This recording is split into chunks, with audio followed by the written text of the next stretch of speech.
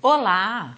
Estamos novamente aqui na TV Direta para darmos início àquele programa que você espera semanalmente, o nosso programa Saúde. Gente, não sei se vocês sabem, mas no dia 21 de setembro é comemorado o Dia Nacional da Luta contra a Doença de Alzheimer, né? Então foi estipulada essa data e essa data é muito importante porque a gente precisa aprender sobre essa doença. Nós sabemos que a população está vivendo muito. A expectativa de vida hoje está 80, 85 anos de idade. E quanto mais a gente vive, maior a chance da gente ter essa doença. E hoje nós vamos aprender sobre isso. Quem que não tem o seu avô em casa, às vezes os pais, falam, mas está tão esquecido, está tendo tanto problema de memória. Será que é a doença de Alzheimer? É hoje que vocês vão aprender. E para ensinar para a gente, para passar as informações, estamos recebendo, também já vou chamar de meu amigo, né? Nosso convidado de hoje, que é a presença do Dr. Jean-Pierre. Dr. Jean-Pierre é médico, geriatra, da nossa vizinha cidade de São José do Rio Pardo e da nossa cidade de Mococa também, né? Então ele é das duas. E eu gostaria de abrir o programa, primeiramente, logo que eu já falei para vocês o assunto, gostaria então de abrir o programa dando as boas-vindas ao Dr. Jean-Pierre e já agradecendo mais uma vez de coração por ele ter se deslocado lá de São José do Rio Pardo e tão carinhosamente ter aceito o nosso convite, estar com a gente aqui hoje. Muito obrigado, doutor, pela presença. Obrigado, Liana, mais uma vez, né, nesse programa de grande audiência, um programa que é muito querido por todos aqui de Mococa e da região, e a gente espera que nessa noite a gente possa elucidar um pouco, né, e dar informação sobre essa doença tão problemática para as famílias, que é a doença de Alzheimer, né? Gente, vocês que estão em casa nos assistindo, ó, o nosso telefone 36564147 e o nosso e-mail saudetvd@hotmail.com está à disposição de vocês. Ó, vamos aprender, vamos ligar, você que está com seu avô em casa, põe ele para assistir também, né? Porque a gente não sabe o que será de nós no futuro, né? Eu espero viver bastante, né? Então a gente pode estar suscetível a ter uma doença assim. Mas vamos primeiro perguntar ao Dr. Jean-Pierre o que é a doença de Alzheimer. Porque às vezes a pessoa que está em casa não sabe o que é isso e vocês vão aprender. Então vamos lá, doutor, o que é isso? O que é essa doença? Então, a doença de Alzheimer, ela é da classe das demências, né? E as demências, o próprio nome já diz, né? O nome latino, ausência de mente. É uma doença que vai degenerando o cérebro e a principal função que ela debilita é a memória. Então, no início, ela tem uma dificuldade de memorização e conforme vai progredindo a doença, ela vai tendo outras dificuldades, né, como linguagem, raciocínio. Ela tem dificuldade de executar tarefas que ela conseguia normalmente fazer e vai ficando cada vez mais, conforme vai progredindo a doença, vai ficando mais dependente pelas atividades. Doutor, muita gente que está nos assistindo agora vai falar, nossa, será que eu estou com Alzheimer? Minha memória está ruim. Eu já gostaria que você falasse, né, que tem a idade e tal, né? É assim, a cognição, vamos falar um pouquinho um termo técnico, mas é bom para os pacientes, para os clientes, né, e os telespectadores, eles atingirem essa informação. A cognição é tudo que a gente tem de informação. Então a gente vai pensar, raciocinar, linguagem. E a principal função da cognição é a memória. E quando a gente atinge 60 anos, existe um processo de envelhecimento natural do cérebro. Ou seja, um pouco de esquecimento é normal. Agora, quando esse esquecimento começa a interferir no dia a dia, aí ele deve ser investigado, né? Normalmente, a doença de Alzheimer, ela faz parte das demências e ela ocorre geralmente acima de 60 anos. Existem alguns casos de demência precoce que têm causas genéticas, que ocorrem abaixo de 60 anos, né? 50, eu tenho alguns pacientes, como você deve ter também, entre 50 e 60 anos, que realmente é uma doença mais problemática nessa faixa etária. Mas assim, um paciente acima de 80, 90 anos, ele fica um pouco esquecido, né, doutor? Então, o esquecimento, é isso que a gente tenta diferenciar no consultório com testes e pela história do paciente. a gente tenta decifrar se esse esquecimento acima de 60, 80, que é um pouco natural, é normal da idade ou se existe algo mais do que está acontecendo. Agora, quais são os sinais de alerta que é importante, né? Então, por exemplo, se você tem um pai, um avô, um parente ou marido que tem assim alguns sintomas. Então, por exemplo, ele começa a deixar perder objetos em casa, isso com frequência. Todos nós perdemos uma chave, isso é natural. Mas se tem acima de 60 anos e começa a deixar objetos perdidos na casa, ele tem dificuldade na linguagem, né? Ele começa a fazer repete a mesma frase diversas vezes no dia. Conta a mesma história várias vezes, repetidamente. Né? Então isso, quando ele começa a se repetir muito, tem que ser atento. Outra coisa também, começa a se perder desorientação no tempo e no espaço. Então ele começa a se confundir com datas, né, com o número de telefone, com o nome de pessoas. E às vezes pode criar histórias que não existem, né? Então às vezes uma perseguição que roubaram o dinheiro, esconderam o dinheiro dele. Ele vai sempre ao mesmo lugar, ou banco, ou à igreja, ele se perde na volta. Também é um sinal de desorientação no tempo espacial. Então esses sinais são sinais de alerta, né, que até a Associação Brasileira de Alzheimer, a Brasa, ela coloca esses sinais para todos os familiares ficarem atentos, né? E às vezes fazer coisas também que não tem muita lógica. Então, por exemplo, tá calor, ele coloca uma roupa de frio. Tá frio, ele coloca uma roupa de calor. Às vezes erra na hora de colocar roupa, Colocar roupa ao contrário, né, esquece de colocar uma meia. Então, esses sinais sutis que no início podem ficar desapercebidos devem ser observados pela família. Porque muitas pessoas, às vezes, até acham engraçado, né? Ele está colocando a roupa ao contrário. Ou perde a chave toda hora. Exatamente. Porque eu não sei se você assim, tem essa mesma impressão que eu, mas muitos idosos, eles cismam muito que rouba a aposentadoria dele, né? Então, essas manias perseguitórias, que tem alguém querendo roubar, se é homem, tem a perseguição que eu tenho alguém querendo se aproximar da esposa, né? Ou vice-versa. Às vezes é também o libido sexual também. Por exemplo, o pudor, perde um pouco do pudor sexual, ele pode às vezes querer assim, modificar a sua sexualidade também, ficar exacerbada. Então, todos esses sinais devem ser observados. E lembrando que, assim, né, infelizmente, as demências, né, que são as perdas a doença degenerativa cerebral, tem vários tipos de demência, né? Nem todo mundo tem Alzheimer, que está esquecido, né? Então, a gente tem a demência vascular, que a pessoa tem um AVC, uma isquemia e fica com confusão. A gente tem as demências por trauma, né? Então, esses pugilistas, né? Maguila, né? Muhammad Ali, eles tiveram bastante traumas, também tiveram um quadro de demência. A gente tem algumas doenças que você corrige o problema, ela reverte essa demência, que no caso as deficiências de vitamina, alteração na tireoide, depressão, estresse. Então isso se confunde com demência. E lembrando que a demência de Alzheimer, fala-se, a doença de Alzheimer é a mais comum das demências acima de 60 anos. Por isso que ela é a mais lembrada e é mais observada. E lembrando que assim, ela aumenta proporcionalmente à idade. Então a taxa dessa doença acima de 60 anos ela é 4%. Quando você atinge 80 anos, ela vai para quase 40%. Então, o que se observa, que as pessoas falam, mas essa doença não existia? Não, ela sempre existiu. É que como a expectativa de vida era muito baixa, as pessoas viviam em média 50 anos, há 20, 30 anos atrás, elas não davam tempo de atingir a doença. E hoje, com a tecnologia de medicina, né, com o aumento de tomógrafos, com o aumento de médicos, está se fazendo mais diagnóstico. E de primeiro falava assim, está esclerosado. Esclerosado, né? Então, está esclerosado e deixa quieto, o termo né? técnico usado antigamente é a esclerose. E hoje o termo mais usado é a demência. Bom, nós vamos até parar de conversar, porque já estão chegando tantas perguntas. E conforme nossos telespectadores forem perguntando, a gente vai entrando assim no assunto. Tá certo? Gente, vocês que não ligaram ainda, dá tempo, ligue pra gente, tire sua dúvida. A gente fica muito feliz com a ligação de vocês. Mas vamos abrir o nosso programa então com a Paula, lá da São Domingos.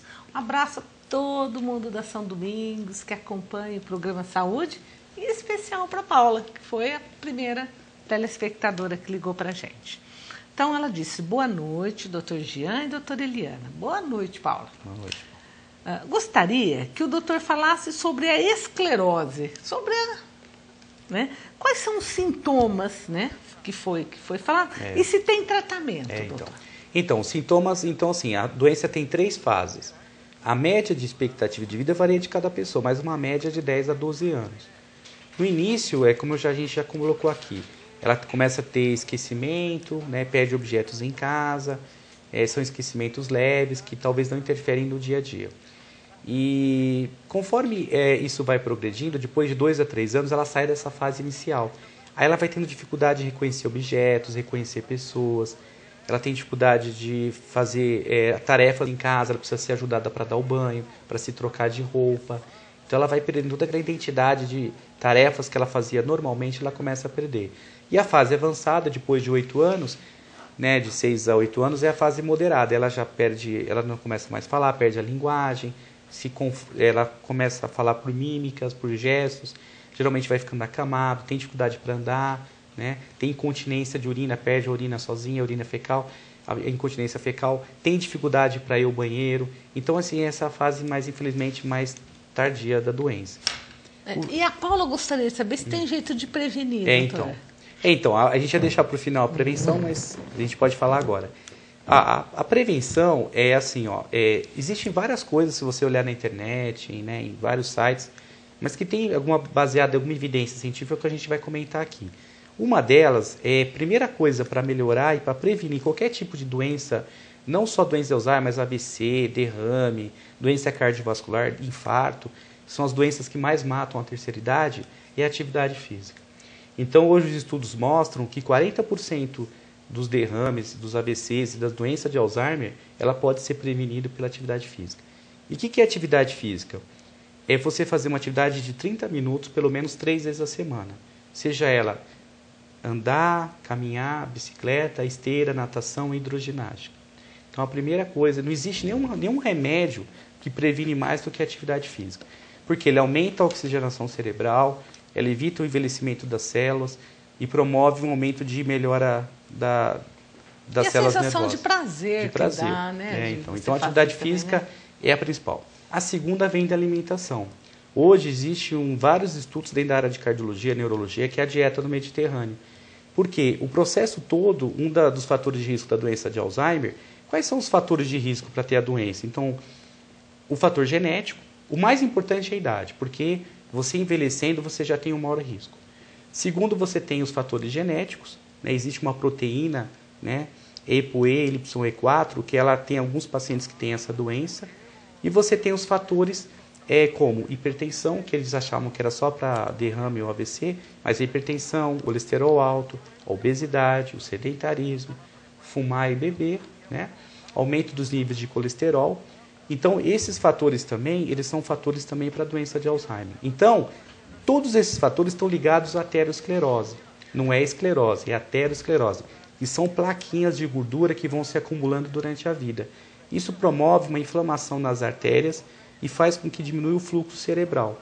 Então, a atividade física ela previne essa aterosclerose. Então, você tem um menor risco de você ter a doença de Alzheimer. Então, a alimentação, como eu falei, a dieta mediterrânea. Então, a gente tem, como eu já falei em outros programas aqui, né?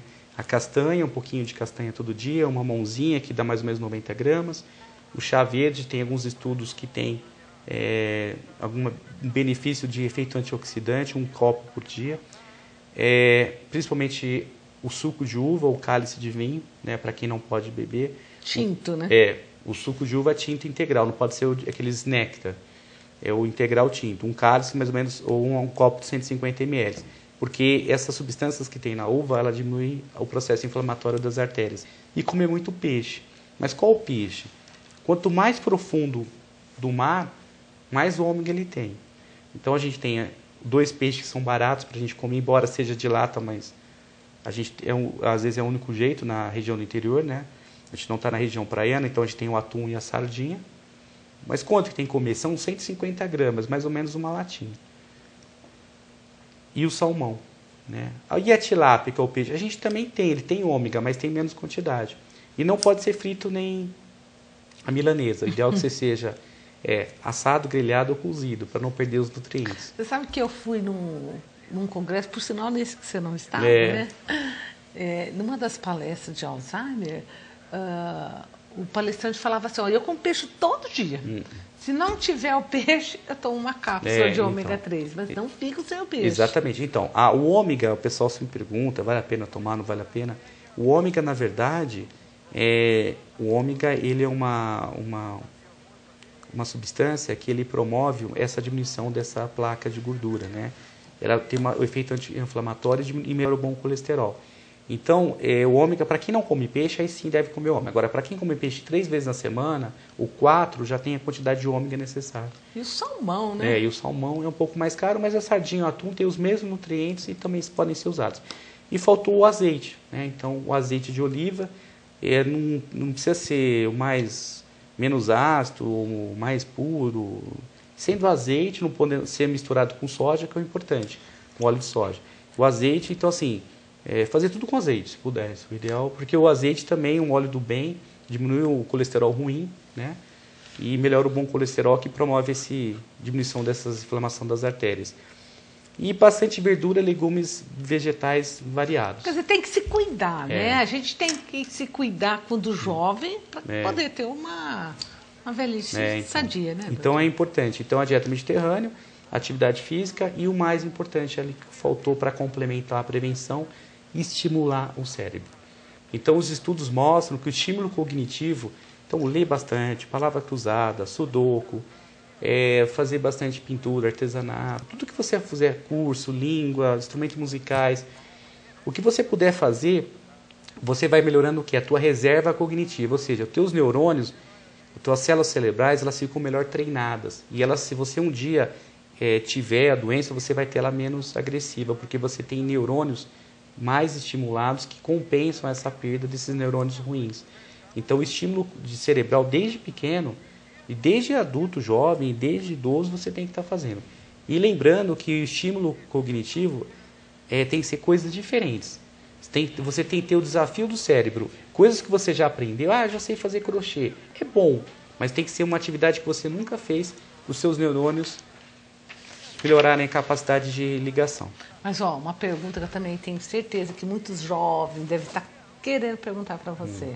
E a internet? Ficar naqueles joguinhos na internet? Excelente, né? Excelente. Olha, Excelente. Existem algumas empresas, né, que estão trabalhando, aqui Mococa tem, São José tem, algumas escolas de memória, né?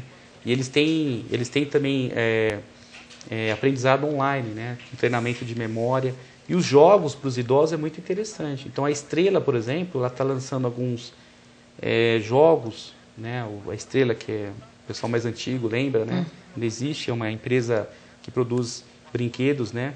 Eles estão trabalhando, lançando uma linha de exercitação para o cérebro. Então eles têm alguns jogos educativos que também trabalham essa parte cerebral. E é legal o idoso realmente participar dessas novas tecnologias, smartphone, internet, os videogames, né?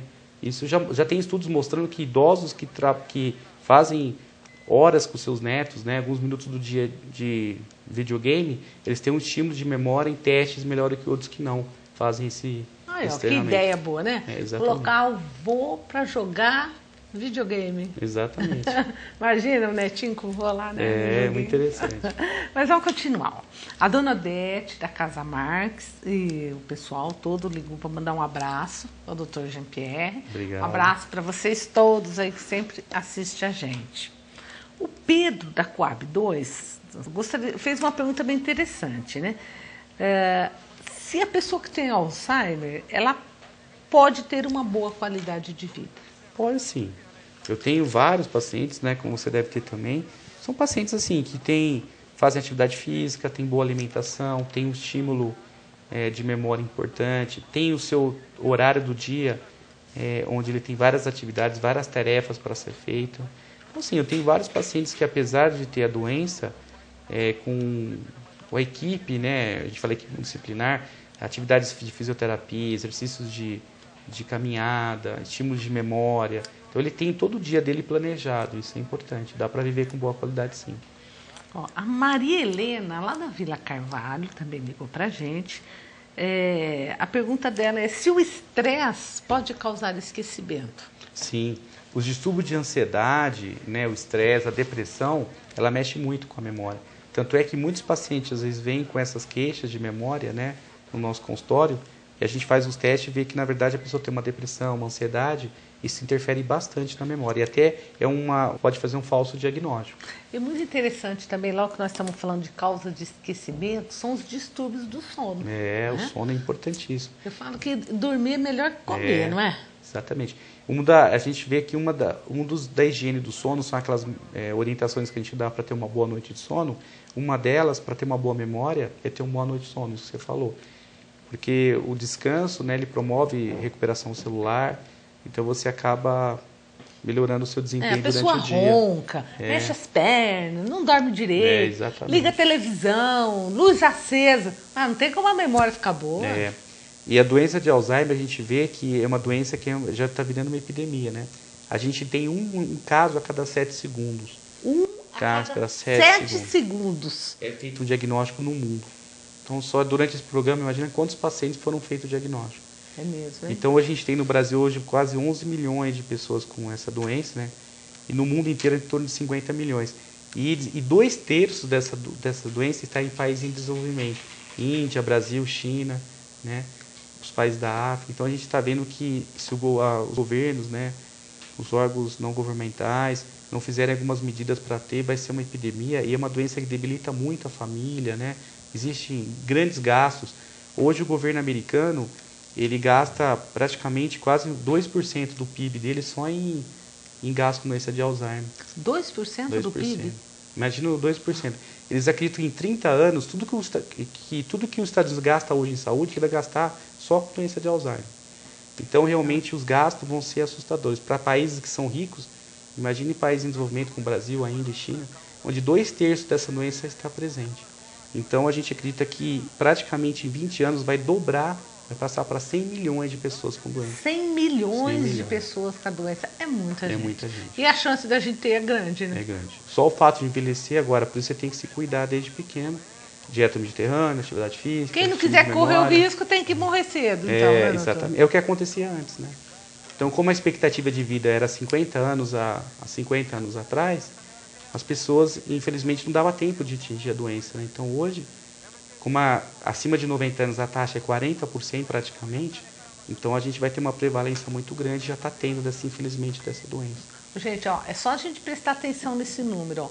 Acima de 90 anos de idade, de cada 10 pessoas, 4 vão ter a doença de Alzheimer. Então, é muita gente. É muito prevalente, vai ter muita gente. Mas vamos continuar. A Elaine, do centro, disse que tem 50 anos, mas anda muito esquecida. Você acha que isso pode ser déficit de atenção, estresse, ou ela já tem que ficar mais preocupada? Normalmente, em pacientes de 50 anos, assim, a taxa é quase 1%, né, abaixo de 50 anos. Então, assim, a incidência é muito pequena, né? Eu tenho, por exemplo, eu devo ter, assim, é difícil contabilizar, assim, a gente não lembra de tudo, mas eu devo ter poucos pacientes abaixo de 60 anos.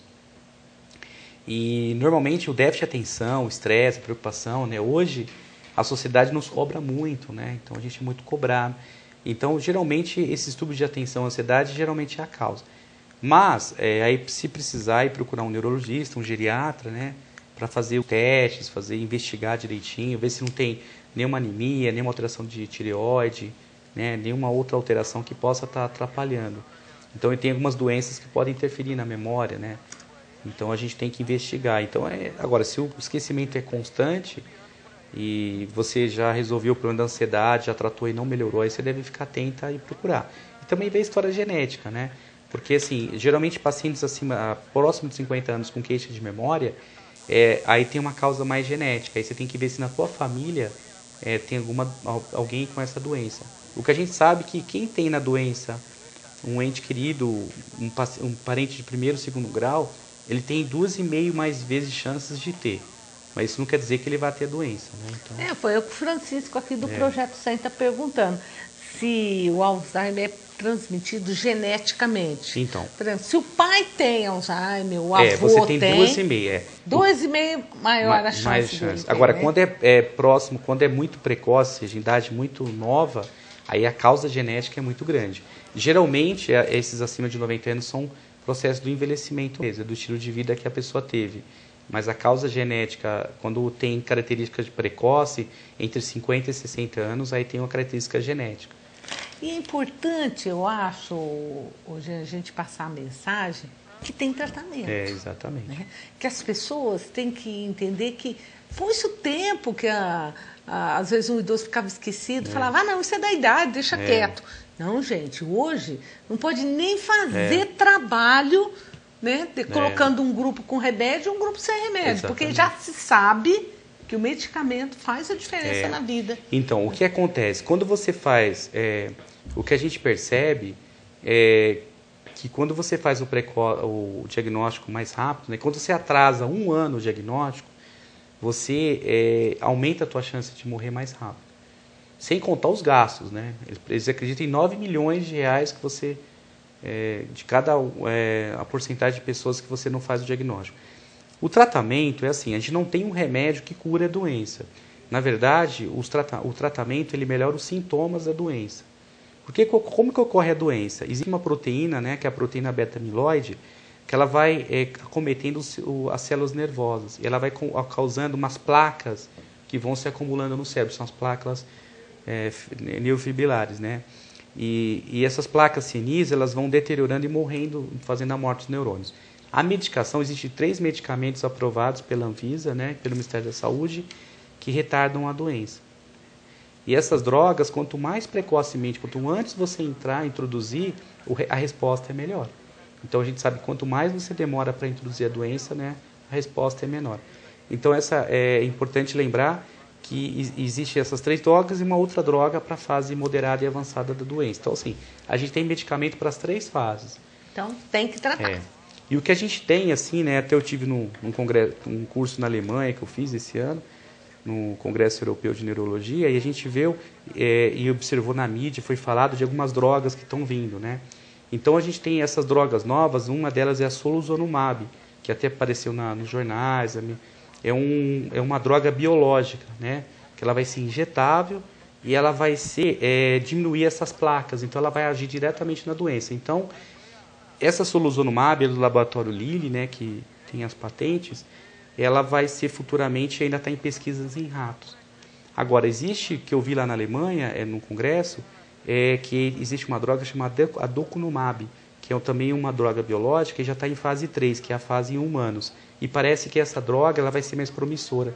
O que a gente está observando é o seguinte, o que mudou de novo dessa doença é que a gente acredita que quando a pessoa já faz o diagnóstico, os primeiros sintomas de esquecimento, ela já tem a doença por 10 anos. Então, parece que a doença de Alzheimer ela fica assintomática por 5 a 10 anos. E quando a pessoa já começa os sintomas de esquecimento, ela já está com a doença. Então, talvez essas novas drogas, elas possam ser, no futuro, se a pessoa tem um histórico, ou se existe alguns exames diagnósticos, que são os exames de neuroimagem funcional, né? Não é só tomografia e ressonância. Exames como o PET scan, como o SPECT scan, que são exames de neuroimagem que você injeta um contraste de glicose e ele marca essas proteínas aí que identificam o cérebro. Então, se você já tiver isso e você tiver uma história genética, provavelmente você vai injetar essa doença e vai ser um caminho para a vacina. Existiu uma vacina um tempo atrás, mas ela teve muita mortalidade. Então, ela não foi muito eficaz. Mas parece que agora eles estão com essa perspectiva dessa nova droga, que é o aducanumab. E então é interessante lembrar que essa droga está em fase em humanos e provavelmente em 2 a 3 anos ela vai estar no mercado. Dura que essas drogas, quando chegam tão caras, né, doutor? Mas eu acho que por ser injetável, eu acho que talvez entrará pelo alto custo, né, assim como os biológicos de reumatologia, né, para as doenças de artrite. Então eu acho que o governo talvez vai ter que bancar realmente essa... Mas é muito mais barato para o governo bancar a droga trabalhar a prevenção, do que né? cuidar. Exatamente, né, trabalhar paciente, a prevenção. Né? Mas vamos lá. A Maria Aparecida da Mocoquinha diz que perdeu a irmã com Alzheimer, né? Com 52 anos de idade, após uma depressão causada por uma separação. Doutora, a depressão pode desencadear o Alzheimer? Sim, a depressão não é que pode desencadear, ela é um fator de risco, né? Se você tem o histórico de depressão Os estudos mostram que parece que a depressão, ela vai promovendo, né? Que tem vários tipos de depressão, né? Aquela depressão mais brusca, depressão maior, né? Aquela depressão ansiosa, leve. Mas a depressão mais grave, a depressão bipolar também, parece que ela ocorre uma atrofia cerebral. Depois de alguns anos, isso parece que tem algum fator de risco maior. É muito complicado, né, quando a gente fala em depressão, porque às vezes até se confunde demais a doença, né? Exatamente. O médico precisa ter muita experiência, muita habilidade para saber o que é depressão e o que é demência. Né? Exatamente. A Karina, da Alvorada, pergunta quais os exames que a gente deve pedir quando suspeita que um paciente tem Alzheimer. Os exames, a gente faz os exames laboratoriais, né? A gente pede hemograma, exame de deficiência de vitamina B12, que é uma vitamina que age no cérebro. A gente pede sorologia para sífilis, né? Porque a sífilis foi uma doença no passado que quem teve o contato com essa doença, hoje existe chama sífilis terciária.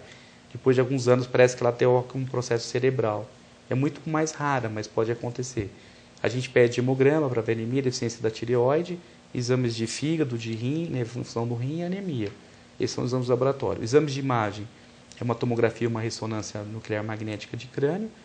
E em alguns casos, esse exame que eu falei, o exame funcional. Porque em alguns casos jovens que fica difícil.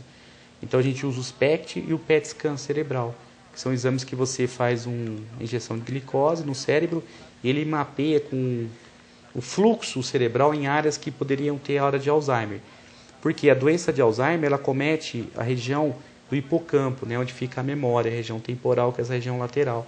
Então, geralmente, esse exame, porque às vezes o paciente vem com a ressonância e a tomografia normal. Então, quer dizer, isso não descarta a doença. Então, a gente precisa, às vezes, desse exame, que é um exame funcional. E uma avaliação neuropsicológica. Pacientes que têm faculdade, curso superior, na hora que você faz os testes de investigação com teste de memória, ele vai muito bem.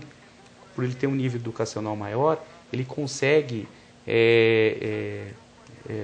estratégias para sair e responder.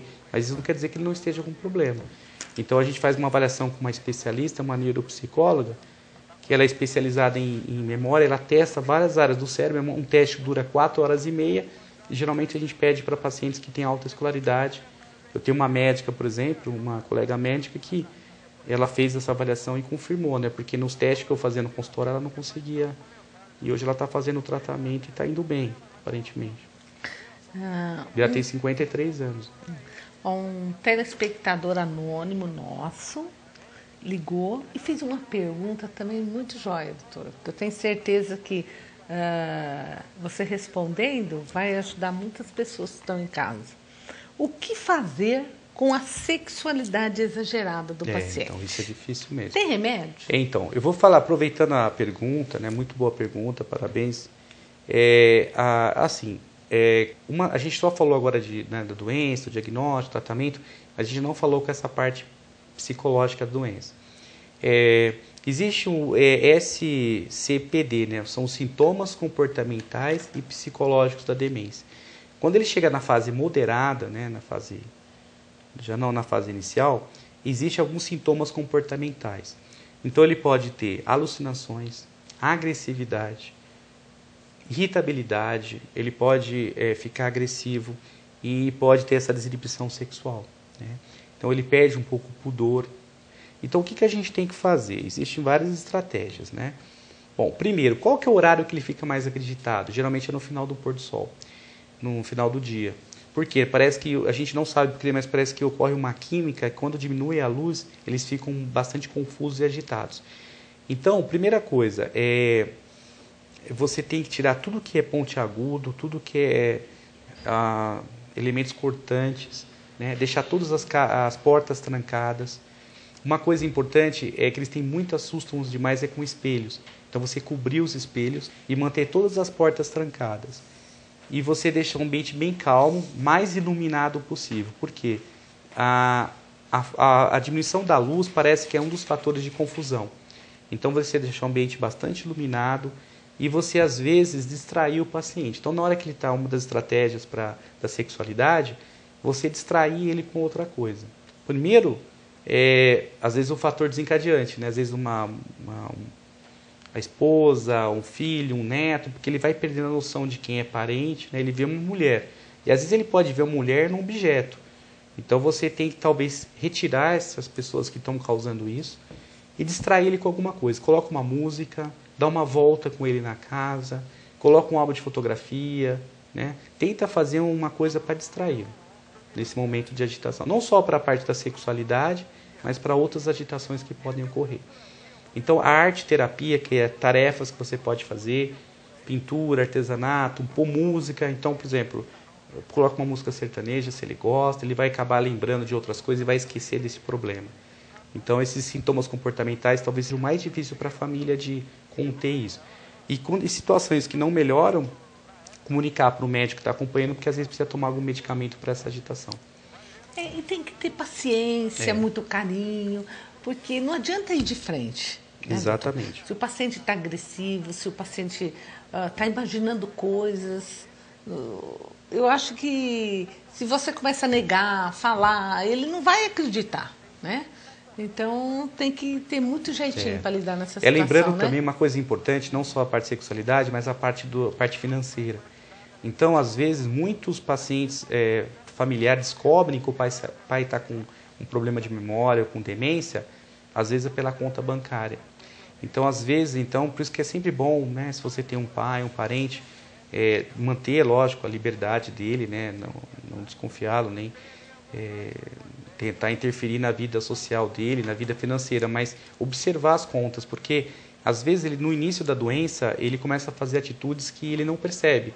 Então eu já vi pacientes que assim já deu 15, 30, 20 mil reais assim, para instituições de caridade, né?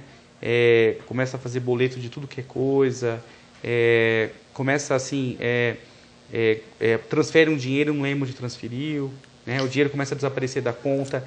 Então, a parte financeira, a partir do momento que faz o diagnóstico, você deve fazer uma conta conjunta, conversar com o gerente do banco, porque isso é importante, porque eu já vi pessoas perderem fortunas, perderem até casas, por conta de pessoas que podem se aproveitar também dessa situação. Então, isso é muito importante. Então, a partir do momento, ir lá no banco, ver toda a situação financeira do seu familiar, né? Do seu ente querido que está com uma doença. Se precisar até interditar. Interditar, existe a interdição judicial, né? Uma representação, conversar com o gerente, conversar com os vizinhos, né? Próximos à casa, porque às vezes ele pode sair na rua sem roupa, ou gritar, ou falar uma coisa.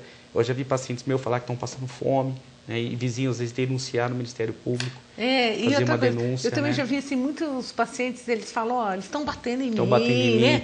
Vai lá para fora, tenta então fugir. Os vizinhos né, devem ser. Às vezes a família tem constrangimento, tem vergonha, mas assim, infelizmente tem que falar. Porque às vezes ele pode chegar e falar com uma pessoa na rua, a pessoa pode ir na polícia, fazer uma denúncia, né? Conversar com o delegado. Então é importante conversar com todo mundo próximo. Às vezes o paciente gosta de ir em bar, né? Explicar para o cara do bar não vender bebida alcoólica, da situação que está acontecendo, porque a pessoa que está lá do outro lado não sabe o que está acontecendo da doença. Então isso é importante. Então essa parte, e a parte também de risco com o paciente. Então, como eu falei, facas, objetos pontiagudos, arma, então deixar tudo bem trancado, tudo bem escondido. Gás, né? ferro de passar roupa, né? Então, por exemplo, o paciente deixa lá o gás, então coloca uma trava de segurança, tranca todas as maçanetas e deixa assim, se você tem um paciente que mora com um cuidador ou com alguém, deixa assim, todos os como fosse criança mesmo, né? A gente não quer infantilizar a doença, mas você usar pratos de plástico, talheres de plástico, tudo que não corta, que não é perfurante, que não é cortante. Porque às vezes ele pode pegar a faca, pôr na boca, confundir. Então, isso é importante, você ter esse cuidado. E no banho também, né? Então, pôr as barras de proteção, né? Você tomar cuidado com o piso escorregadio, né? Deixar sem box o banheiro, o ideal. Né? Então, isso é importante também na hora do banho, o risco de queda, de fratura. Esse paciente, às vezes, vai ser levado na cadeira de roda, né? Então, manter o ambiente mais seguro possível. Então, esses lugares, a parte financeira, a parte bancária, a parte de risco de objetos pontiagudos, né? E a parte do banho também é bastante importante. Mas o mais importante é o amor e o carinho que tem que ser tratado desses pacientes. Né? Tem que ter paciência, porque é como se ele voltasse a ser criança, né? Ele vai desaprendendo tudo que ele aprendeu. Então, lembra como você é criança, seu pai tinha paciência com você. Então, infelizmente, você vai ter que ter paciência. É uma doença muito desgastante para a família. A gente sabe que o estresse do cuidador, né? É uma doença. É uma doença, então tem que ser. Então, as pessoas que estão próximas, geralmente têm mais depressão, mais ansiedade, tem mais outros tipos de aumento, às vezes aumenta a pressão, aumenta o diabetes. Então, essas pessoas devem dividir as tarefas, né? Às vezes é difícil porque nem todos os filhos assumem essa responsabilidade. Geralmente cai sobre um que fica na linha de frente. Mas a gente tenta ver que o pai é de todo mundo, a mãe é de todo mundo, né? E o parente é de todo mundo. Então, infelizmente, nem todos têm essa mesma percepção. Então, o paciente, a pessoa também, ela tem que ter um dia de descanso, aquela pessoa que cuida. Então, um dia para ela poder dar uma descansada, um dia para poder sair. Então, esse estresse do cuidador, esses pacientes que estão na linha de frente, próximos a esses pacientes que têm doença de Alzheimer, eles têm um número muito grande de depressão e ansiedade. Então, às vezes, deve procurar um psicólogo, procurar um tratamento, né? Então, é importante ele estar, né? E é muito comum a gente ver isso, né? Vem o cuidador e o paciente, e você percebe que o cuidador está tão estressado, tão nervoso, que ele não está tendo nem como ajudar muito o paciente. Você, às vezes, detecta a doença do cuidador até antes de começar a tratar o paciente, né, doutor? Mas vamos lá, temos muitas perguntas. E a gente tem aqui também, né, tem Mococa, eu já até dei palestra, um grupo muito legal, né? O pessoal da Brasa aqui que faz reunião na Câmara. Se não me engano, acho que é a primeira quarta do mês, né, às 8 horas, 7h30, acho que é. Então, eles têm um trabalho bastante legal com psicólogos, palestras, então é interessante. Tem o site da Abras também, né, abras.org.br, que você pode entrar e também tem bastante informações sobre a doença, né. Ó, a Beth, irmã do Dimas, mandou um abraço para você, dizendo que gosta demais, que você obrigado. É um ótimo médico. Obrigado, um abraço Beth. também Um abraço a todos para a doutora aí, Eliana. né? Um abraço a todos vocês. O seu Antônio faleceu recentemente, né? Um Isso. sentimento a todos aí da família. A Juliana... Seu Valdemar, perdão. Isso, seu Valdemar. Né? A Juliana do Centro disse que uma pessoa próxima a ela recebeu o diagnóstico de demência. Doutor, o que posso fazer para ajudá-los? Então, como a gente mencionou durante a apresentação, né? Os passeios, né, com ele, levar para passear, o estímulo de memória, né? Então, você levar esses livros... Aí tem que ver, assim, como que é o nível sociocultural, né? Às vezes o paciente tem até a 4ª série, analfabeto, ou estudou até a 8ª série. Mas a gente tem esses livros de pintar, a gente tem essas palavra cruzada, pintura, artesanato, né, jogar dominó.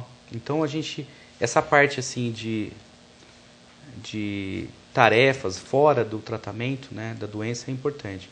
O carinho que você falou, levar para passear, fazer as atividades.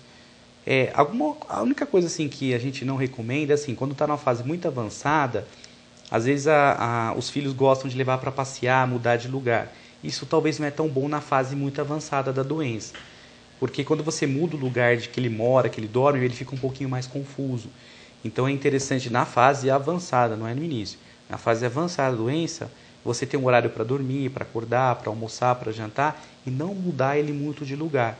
Porque parece que ele fica um pouco estressado, depois ele fica um pouco agitado. Não reconhece o ambiente, né? Então ele pode ficar. E lembrar que é importante, eu esqueci de mencionar, existem algumas coisas que podem fazer ele ficar bastante agressivo e agitado, o paciente que tem doença de Alzheimer. Então, por exemplo, é igual uma criança, ele não vai falar que está com dor. Então, dor é um fator de ele ficar agitado e ficar estressado. Alguma infecção, então, para uma infecção de urina, ele não vai chegar e falar, ele vai ficar agitado. O paciente está com fome, ele vai ficar agitado. Né? Algum remédio diferente. Né? Então, qualquer coisa assim que aconteça com ele, às vezes ele não vai mencionar e não vai falar, mas ele vai ficar agitado.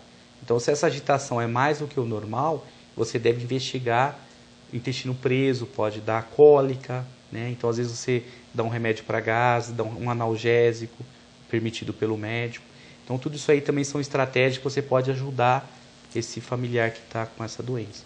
Então, vamos lá, doutor. Muitas perguntas chegaram e a gente teve que encerrar já as ligações para a gente poder responder a todos.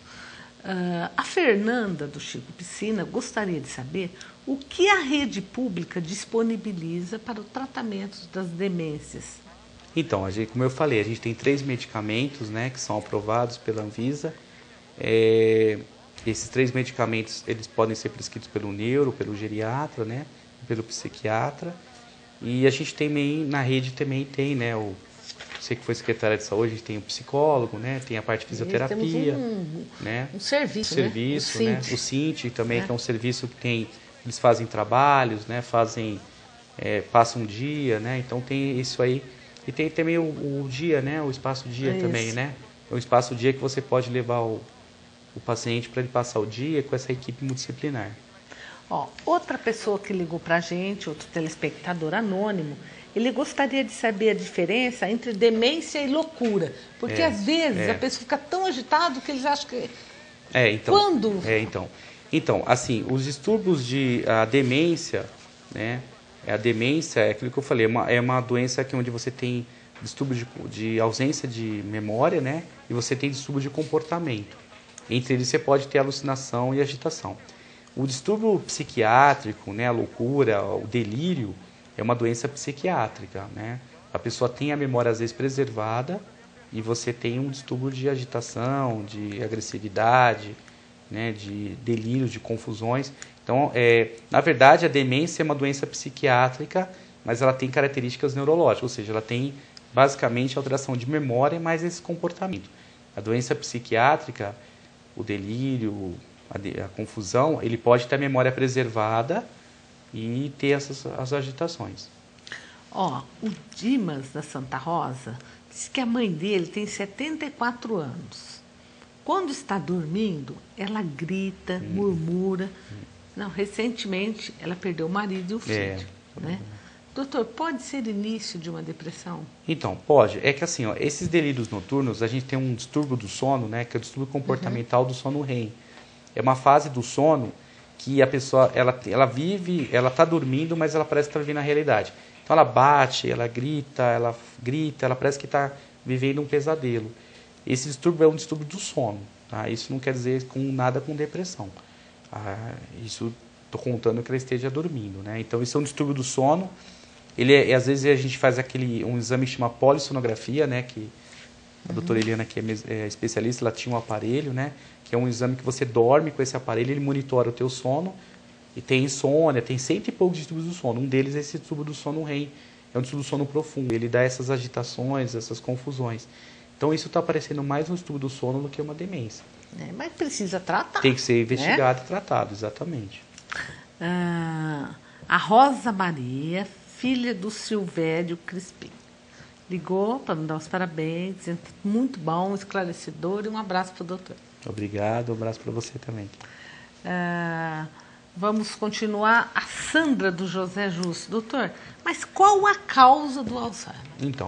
Então, a causa é isso que a gente está falando. A gente não sabe bem a causa ainda, né?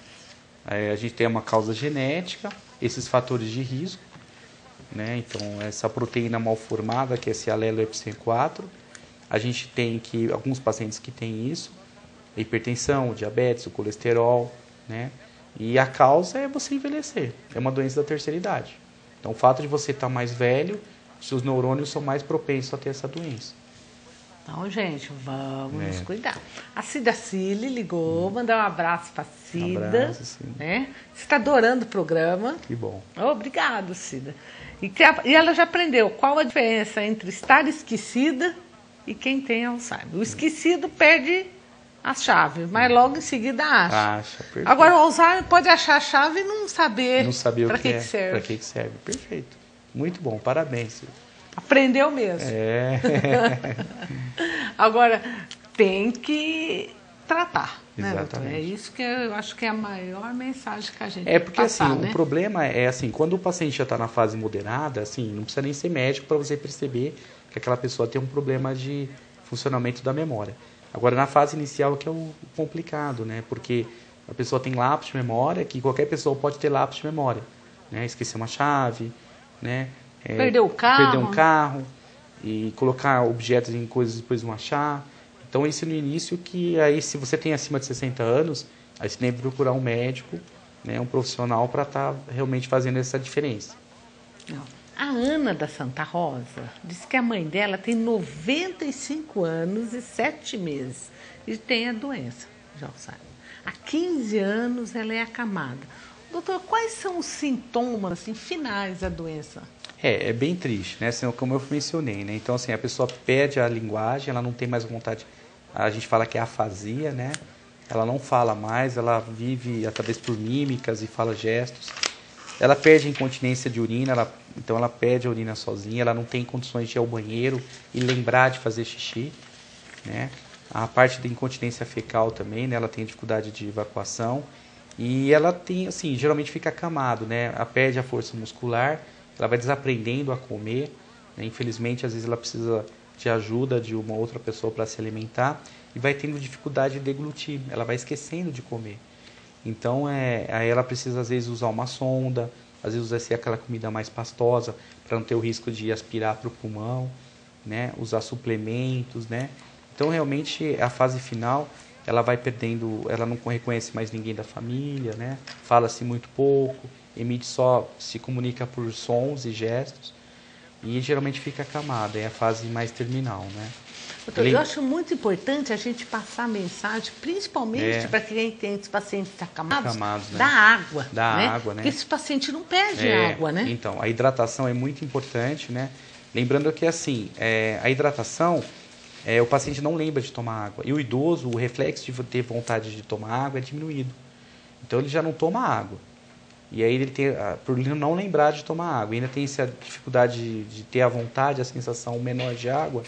Então, o que acontece é que ele pode desidratar. E lembrando que as doenças que... Ninguém morre pela doença de Alzheimer, a gente morre pelas complicações, né? Então, assim, as feridinhas que você...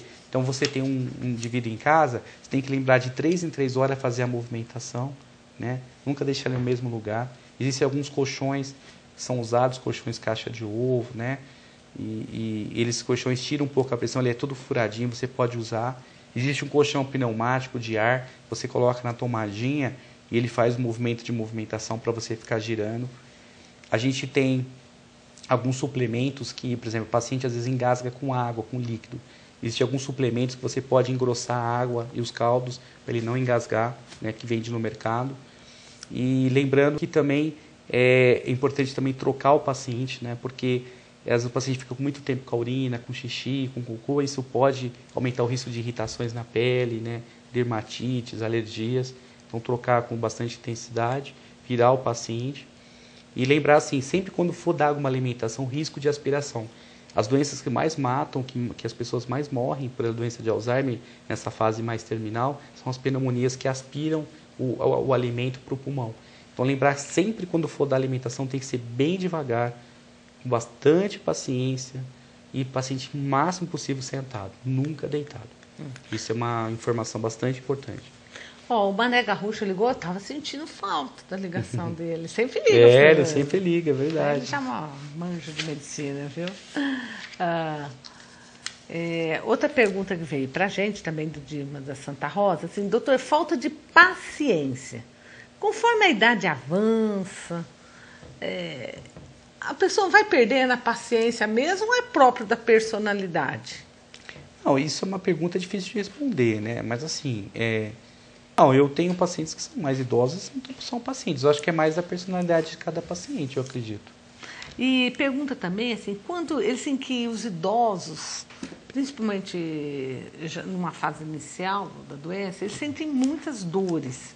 Essa dor é real? Então, isso é uma coisa muito difícil de a gente conseguir diferenciar, até para a gente que é médico.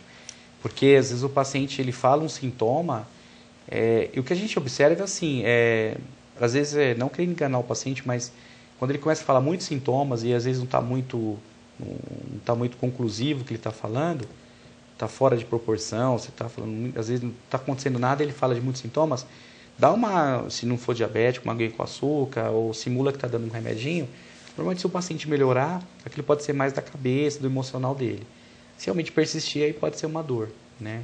Então, realmente, dor no paciente que tem distúrbio de memória é muito difícil mesmo, porque ele tem essas alucinações, esses comportamentos que a gente não entende e acaba falando toda hora que está com dor e às vezes é algum outro sintoma. Então, realmente, é difícil mesmo, mas uma estratégia que a gente usa é essa. às vezes fazer os placebos, né, que a gente fala que é aqueles comprimidos que não tem nada, e você dá, ou dá uma aguinha com açúcar, que se simula que está dando um remedinho. Se o paciente melhorar, é porque normalmente não tinha dor. Então, e eu acho importante também a gente falar, igual você falou, né, que o paciente fica agitado. Como ele fica agitado, ele pode ficar sonolento também. Dormir mais do que o comum. E a gente não esperar assim, o paciente ter febre para desconfiar que ele está com uma infecção. Porque o idoso, 90% das infecções na terceira idade não tem febre. O sistema de defesa dele é diferente do nosso. Então ele pode ter uma infecção de urina, uma infecção abdominal sem febre. Então isso é importante. Até a Cida da Mocoquinha fez uma pergunta relacionada a isso. Se a doença de Alzheimer, se ela comete o sistema imunológico? Comete. Na verdade, assim, o próprio fato de você ser da terceira idade, você já tem um sistema de defesa mais baixo. Até pela parte da asepsia, dos cuidados de higiene que são piorados, isso aumenta o risco de você ter infecção, né? E outra coisa, só para lembrar do que você estava falando, do sono, né? Às vezes o paciente fala assim, às vezes a paciente quer, a filha, o cuidador quer fazer uma atividade e coloca o idoso para dormir com Alzheimer, né? De dia. Então, assim, até 1 hora no dia é bom. Se ele dormir 3 a 4 horas, ele vai trocar o dia pela noite. Então, é interessante não deixar ele dormir muito tempo, porque aí você vai ficar acordado, porque ele vai mudando o ciclo de dormir, o ciclo de sono-vigília, que a gente fala tecnicamente. Então, ele vai acabar dormindo de dia e ficando acordado à noite. E aí vai ser pior. É muito comum, né? Às vezes ele chega, doutora, mas não dorme à noite, e de dia, senta na cadeira e cochila. Então você tem que pôr ele para fazer. Mas como que eu faço para ele não dormir? Põe ele para fazer atividade. Então põe música, deixa ele ficar acordado. Leva pro sol, dá uma volta, né? Pra claridade, né? E os distúrbios do sono, o sol é uma excelente estratégia, né? Tanto para absorver a vitamina D, como também para... Parece que os estudos mostram que pacientes que tomam banho de sol naquele horário permitido, parece que eles têm uma melhor higiene do sono à noite. Então, tomar um banho de sol de dia melhora a produção do hormônio que faz dormir, que é a melatonina. É banho de sol, é banho de verdade, é sair de casa, passear de carro. O que não pode é ficar cochilando de dia para trocar o dia pela noite, né? A Marina, lá do Jardim São Luís, gostaria de saber do óleo de prímula, né? Ela já sabe que o ômega 3, né, que a gente falou que pode prevenir o Alzheimer, ela gostaria de saber também a respeito do óleo. E todos esses óleos, assim, é que eu falei, tem vários tipos de óleo, de ômegas na internet, né? Assim, o que a gente sabe é isso, que, na verdade, o ômega não é que ele previne, né? A gente sabe que ele está incorporado na dieta do Mediterrâneo, né? E não precisa ser tomar o ômega. Se você comer peixe 3 vezes na semana, você já vai ter essa quantidade de ômega. Porque, na verdade, não é que ele evita a doença, ele evita o aumento das placas de gordura, né, que é a aterosclerose, que é um dos fatores que pode aumentar a doença de Alzheimer. Então, mas tem o óleo de prímula tem o mesmo efeito do ômega, né, eu acredito que tem o mesmo efeito. Não, é importante essa alimentação natural, um alimento integral, né, porque sempre ajuda no funcionamento intestinal. Lógico. É diferente, comer fruta, o que a gente sabe que é fruta, verduras e legumes, eles têm efeito antioxidante, evitam o envelhecimento das células, né, e aumenta o sistema de defesa dos idosos. E a carne vermelha, doutor? Então, a carne vermelha não tem nenhuma contraindicação a ela, né?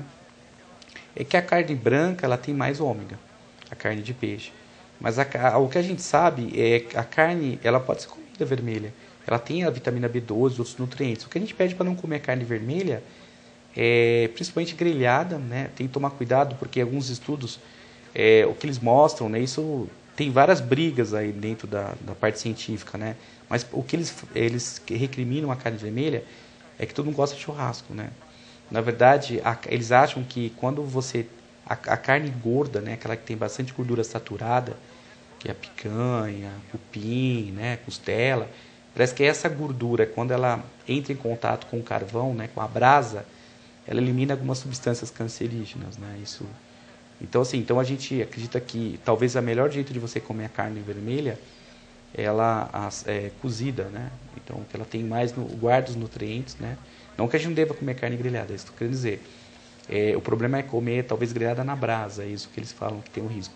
Mas o que a gente observa é que a carne vermelha magra, ela não tem perigo, assim, né? O problema é a gordura saturada. E uma coisa, por exemplo, a carne de porco é muito recriminada, né? Tem mais, sim, realmente a leitoa, o torresmo, ela é uma carne mais gordurosa. Mas o lombo, ele tem o lombo magro, assim, não frito, mas grelhado, assado, ele tem menos colesterol que a carne vermelha, né? Então, na verdade, 70% da carne no mundo de consumo é a carne suína, né? Carne de porco. E às vezes a pessoa come o frango com a pelinha e não então, quer comer o lombo, né? Exatamente. Então, o lombo, ele tem menos colesterol do que a carne vermelha. É que as pessoas que mas então eu posso comer a leitoa, né? Então, assim, na verdade, o que a gente observa é que o pessoal fala muito isso, né? Minha avó comia leitoa e cozinhava com banha e nunca teve nada. Mas é que a maioria das pessoas morriam aos 50 anos, né? Então, a sua avó, que tinha 90, era uma raridade, porque as pessoas chegavam em média a 60 anos. Então, e o estilo de vida era diferente, né? As pessoas... O estresse era outro. Você pega a foto dos anos 50, dos anos 30, não tinha obesos, né? Então, era todo mundo magro. Então, a pessoa fazia tudo a pé, não tinha muito carro, né? Então, trabalhava no sítio, na roça, fazia muita atividade física, não comia muito gordura saturada, assim, essa gordura hidrogenada, né? Que tem nos biscoitos, industrializados. Né? Então, a alimentação era outra num outro tempo, né? Então, hoje, se você comer esse tipo de alimento que é uma gordura saturada que entope as artérias, o seu risco vai ser maior. Então, é bom você evitar. Agora, é como eu falo, né? Tudo com moderação, né? Não é um dia que você vai ter uma comida assim um pouco mais calórica, o que vale é que você faz a maior parte do dia, né? Isso que é importante. Bom, doutor, eu gostaria de agradecê-lo. Eu acho que foi um programa assim muito produtivo. Muita informação, né? Muita coisa, né? A gente podia fazer vários programas que eu tenho certeza que a gente teria muito assunto. A gente vai ter que parar, fechar o telefone antes hoje, porque as ligações foram inúmeras. Mais uma vez também agradecer ao pessoal que sempre liga e sempre nos ajuda a fazer o programa. E o programa é feito com essa interação, né, do público.